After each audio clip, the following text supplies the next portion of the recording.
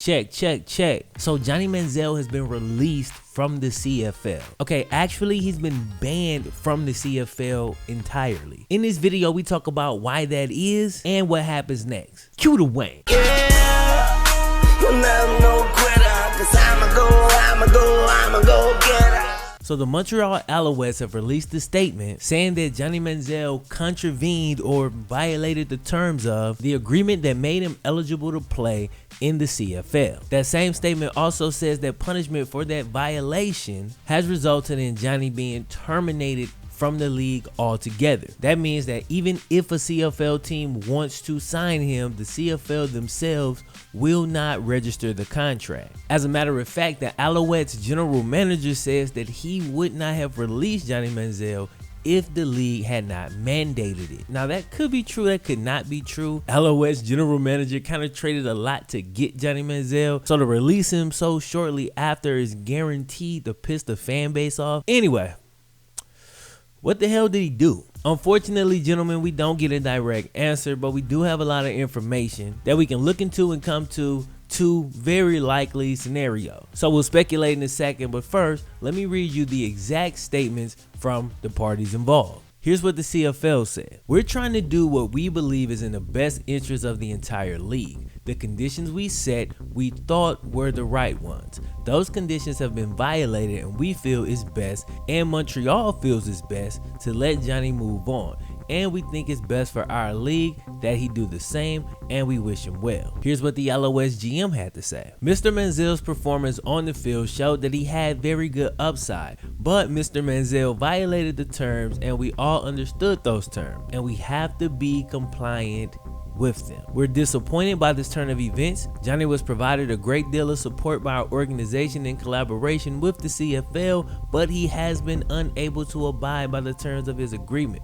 We worked with the league and presented alternatives to Johnny, who was unwilling to proceed. Now, that last statement right there, that last statement I think is important, right? The one statement that kind of sticks out from the other ones is like, I don't know if that fits, because every other part of the CFL statement and the Alouette statement suggests that whatever Johnny did, that was just it, and the league was completely fed up with him. But here it specifically says we worked with the league and presented alternatives to Johnny, who was unwilling to proceed. So that suggests that Johnny wanted out of this contract, and I wonder why he would want that. Yeah, we'll get to it in a second. Hold up. Unfortunately, the CFL never specified these terms, but Kevin Seifert at ESPN says a source told him that the terms were extensive and exacting. He says that they were generated after an assessment from a domestic violence expert. Now, whoop!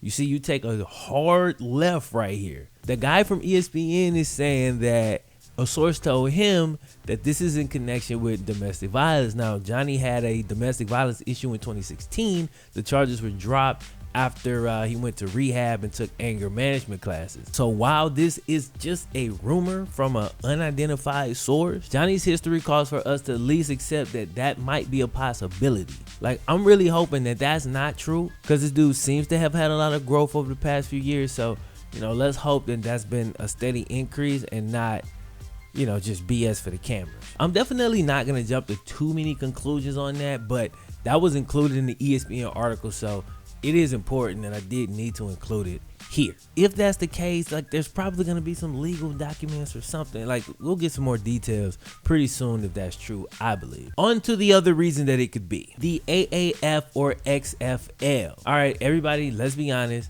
This is the reason we hope it is, right? Now, the CFL has a huge issue with players that sign over there and then try to come back to the States to play in the NFL or now the AAF. The league doesn't want players doing that, and there have been several recent cases such as Victor Butler and James Wilder Jr., where they had NFL interest and were frustrated that they could not get out of their contracts with the CFL. So this violation from Johnny could easily be him intentionally breaking his contract, and that could be the reason why he was unwilling to proceed with any alternatives to stay in the CFL. He has not had a lot of success up there, last year throwing for 5 touchdowns and 7 picks. That said, he's only 26 and coming back to the game of football that he knows, on the type of field he knows, with the rules that he knows. You know, for the most part, is the AAF pretty much plays like the NFL does, especially from the quarterback position. So that would make sense. Also, James Wilder Jr., who won Rookie of the Year in the CFL, I think in 2018, it was 2017 or 2018, has hinted that the CFL may sometimes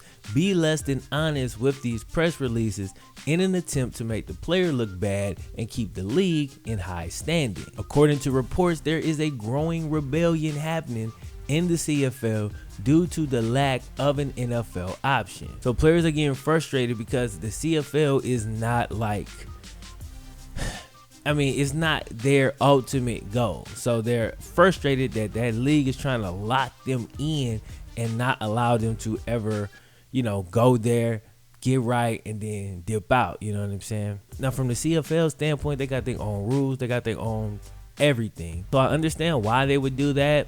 I don't like it, but I mean, I get it as them trying to protect, you know, their investments in their business. You know what I'm saying? That's just kind of how it goes. And that's the beauty of the AAF, as it's literally meant to be a stepping stone for some players, at least, to get back to the NFL or get to the NFL. So I would imagine, we haven't seen it yet, but I would imagine that transition would be much easier. Not to mention, of course, those guys would love to play here, back at home, if you're from here. Now, after a strong start, my San Antonio team has fallen to 1-2. So if Johnny could get in the AAF, he played Texas A&M, so I believe that means he would have to play for us. That would be pretty dope, but we'll have to see what happens. Johnny himself has also spoken highly of the 2 new American Pro Leagues in the past. He said it's great for football. It's great for the guys who need more opportunity, need more film and time to play. I don't know exactly what my exact steps will be for the next years coming up, but at least there's a lot of options. There are a lot of options, man. What do y'all think? Let me know in the comments section. That's all I got for you today. My name is FlemLo Raps 1. If y'all enjoyed this video, be sure to click the thumbs up button. For more football stories, news, and analysis, subscribe here and enable your notifications to never miss an upload. If you really enjoyed the content, check out my vlog channel for behind the scenes look at my YouTube and music grind, along with me answering your questions at length.